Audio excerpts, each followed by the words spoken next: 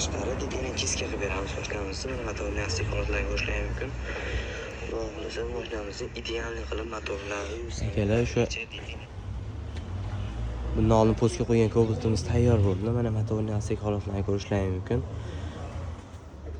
Idealniy bo'lib chiska bo'ldi. Bundan tashqari o'sha aytgan joylarimiz sepildi, kapotlari, karolyon joylarida bordi. Bundan tashqari polni polirovkani qilib berdik.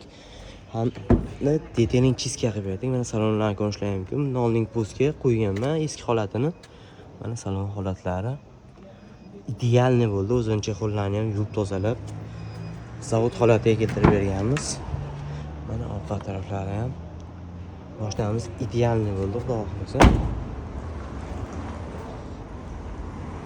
Albatta bunga o'xshagan xizmatlar kimga kerak bo'lsa, polirovka, chimchiska, shu misali xizmatlari kimga kerak bo'lsa, bemalol o'zimizga aloqa qilsang, ishlarni chiroyli hamda sifatli qilib beramiz.